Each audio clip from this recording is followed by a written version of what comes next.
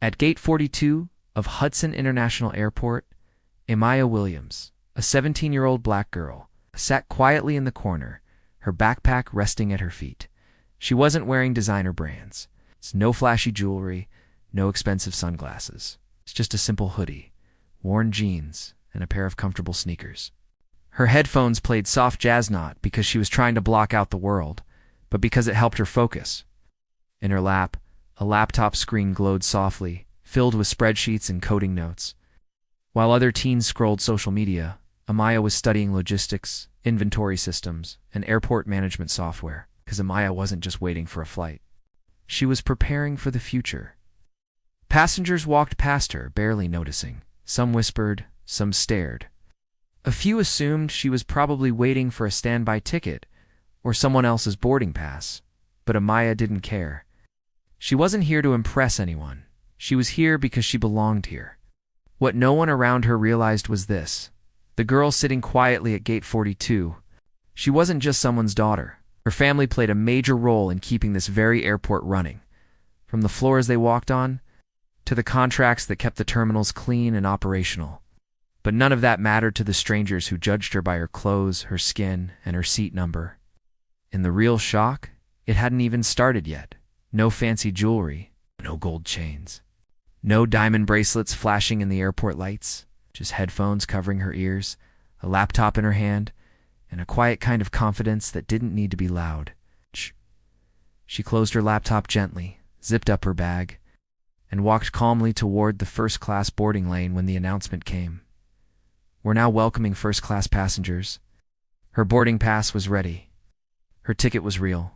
But before she could step forward, a white gate agent held out his hand, blocking her path with a forced smile that didn't reach his eyes.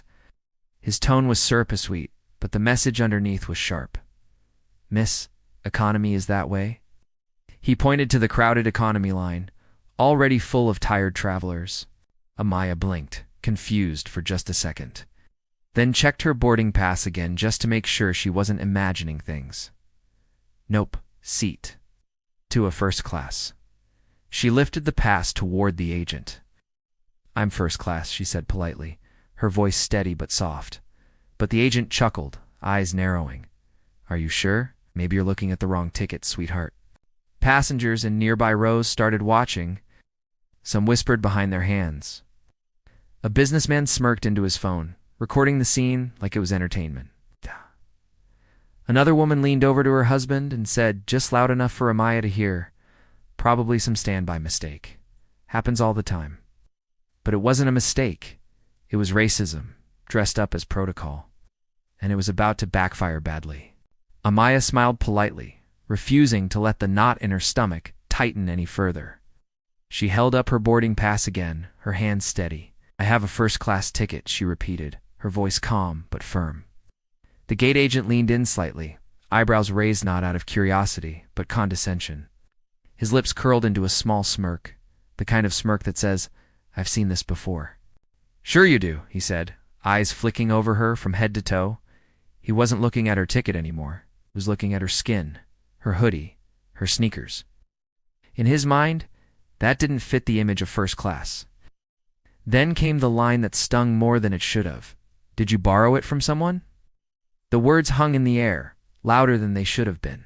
Nearby passengers shifted in their seats, pretending not to listen, but soaking in every word. A man in a suit chuckled under his breath.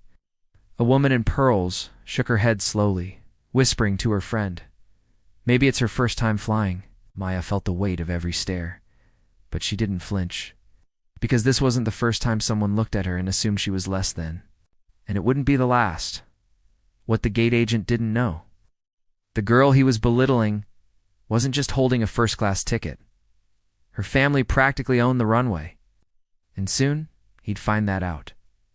The hard way. Some passengers chuckled quietly. It's the kind of nervous laugh people do when not sure if they re-witnessing a mistake or just a public embarrassment. A few pulled out their phones, not to help, not to stand up for her, but to record, for clicks, for gossip, for views. Because to them, this was entertainment. A black girl getting stopped at first-class boarding, that was content, not concern. The pilot himself stepped out from behind the gate counter. A tall man in a crisp white uniform, gold stripes on his shoulders, aviator sunglasses pushed up on his head. He didn't ask questions. He didn't check the manifest. Just walked over, arms crossed, and spoke down to her like she was a child sneaking into a place she didn't belong. "Sweetheart," he said, voice low but sharp, "no need to pretend. Let the paying customers board first." Amaya stood frozen for a split second.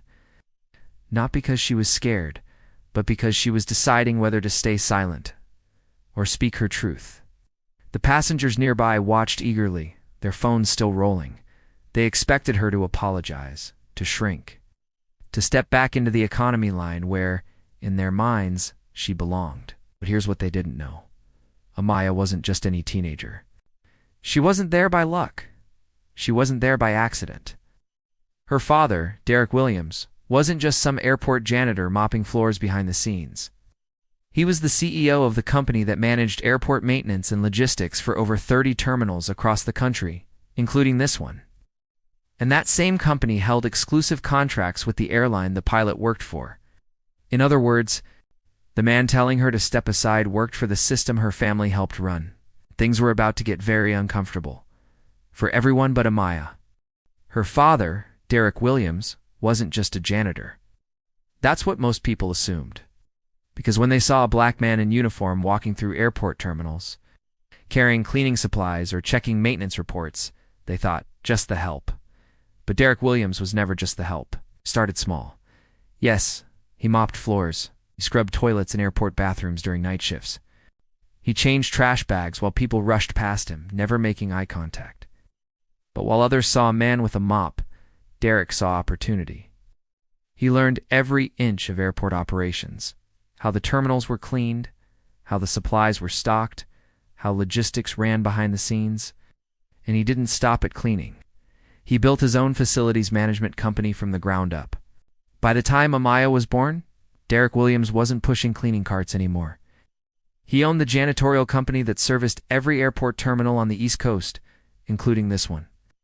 From New York to Miami, from Atlanta to Boston, his company held the contracts that kept airports operational, clean, and up to safety standards.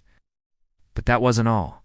Derek Williams didn't stop at cleaning contracts. He learned the business side. He studied aviation logistics, networked with airline executives, and reinvested his earnings into airline shares. At 45, he earned a seat at the board of directors of the very airline his daughter was flying on. Not as a token, not as charity, because he earned it. So when the gate agent and the pilot mocked Amaya, they weren't just insulting a teenager in sneakers. They were disrespecting the family that helped keep the airport running smoothly every single day. And the irony? Her father was literally in charge of the contracts that allowed their flights to take off. Amaya calmly pulled out her phone and dialed one number. "Hey, Dad, can you remind the CEO who signs the contracts for this airport's maintenance? I'm being told I don't belong in first class." Within 15 minutes, the entire mood at Gate 42 shifted. Airport operations received a direct call from corporate headquarters. A call that didn't come through normal channels. It came from the top. A calm but firm voice on the line said, "Effective immediately, suspend all flights at Gate 42 until further notice." No explanations. No room for negotiation, just orders. Suddenly, the bright screens above the gate flashed from now boarding to delayed. The boarding doors slammed shut with a soft thud. Passengers holding champagne flutes and boarding passes blinked in confusion. Phones stopped recording. Smirks faded. The same people who had laughed at Amaya now stood awkwardly in silence, glancing at each other, unsure of what was happening. Behind the scenes, the fallout began. The pilot, still adjusting his captain's hat, was called back to the terminal office by airport security. Not a polite request, a mandatory summons. The gate agent, who just minutes earlier had smirked at Amaya, felt a sharp vibration on his hip. His badge scanner lit up red. Access suspended. His system login locked out. Supervisor approached, clipboard in hand, voice low but serious.